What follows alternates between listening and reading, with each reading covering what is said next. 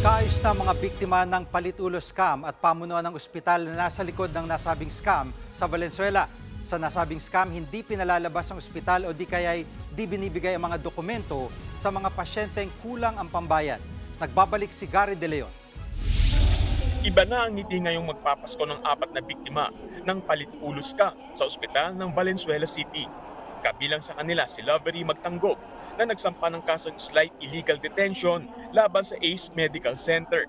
Kinatigan ng korte ang isinampanyang kaso na nag-ugat sa hindi pagbibigay ng ospital ng death certificate ng kanyang hipag dahil sa bill na 700,000 pesos. Nabigyan po ng sagot yung mga katanungan namin, bakit ako nakulong ng ganong oras sa ospital. Siyempre po, tinulungan po kami ni attorney tsaka ni mayor po dun sa kaso na po yun. Bukod sa kaso ni Magtanggop, 3 kaso pa ang nakasampa laban sa ACE Medical Center kaugnay sa palit-ulo scam. Dahil dito, tila lumambot daw ang ospital at nakipag-ugnayan sa DOH at LGU para makipag-ayos sa mga biktima. Nagkaroon ng kasunduan kung saan nagbigay ang ospital ng tig ₱1 milyong na financial aid sa 4 na biktima. Ayon sa ospital, di raw yung pakikipag-areglo kundi regalo. I very much welcome the assistance na ibinigay po ng ACE Medical Hospital sa ating mga victims para magkaroon na rin po ng closure ang ating investigasyon paukol po sa palit-ulo scam. Bukod sa cash incentives, pinayagang marilis ng ospital ang birth certificate ng anak ng isa sa mga nagsampa ng kaso na si Nerissa Safra. Na-hold ng 7 taon yan dahil umabot ng ₱250,000 ang bill sa ospital. Na pinakamasayang Pasko namin. Nakuha ko na po yung birth certificate ng anak ko. May pangalan na yung anak ko. Inirelease na rin ang death certificate ng hipag ni Magtanggop at death certificate ng isang alias Alvaro. Masaya na po kasi nakipagtulungan naman po yung ACE para po mapag-ayos kaming lahat, para po wala na pong gulong mangyari.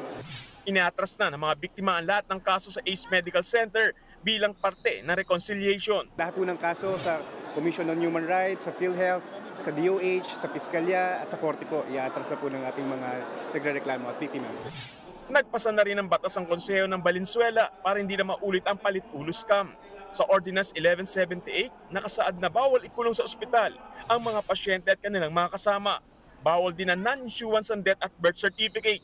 Nasa 200,000 pesos na multa ang ipapataw sa mga ospital sa Valenzuela sa unang offense ng ordinansa. Nasa 300,000 na multa at cancellation ng business permit sa second offense ng ordinansa. Para sa DOH, win-win solution na naging kasunduan ng ospital, LGU at biktima. Maganda kasi ang settlement na ayos, lahat happy, di ba? Hindi nagkaaway-away kasi pangit din kung magkaaway-away ang Office of the Mayor, Department of Health at saka yung private hospital. Lahat kami, isa lang objective, gumanda ang healthcare ng ating mga Pilipino. Aminado naman ng DOH na maaaring may mga ganito ring patakaran ng palit-ulo sa ibang pribadong ospital sa bansa. Kaya ilalapit daw nila sa Kongreso at Senado na gayahin ng ordinansa ng Valenzuela para maisabatas ito. Nagbabalita mula sa Frontline, Gary De Leon, News 5. Mga kapatid, Jiggy Manikad po, iba na ang may alam at may pakialam sa panahon ngayon. Para sa konkreto, kumpleto at komprehensibong balitaan sa Frontline, mag-follow at mag-subscribe sa social media pages ng News 5.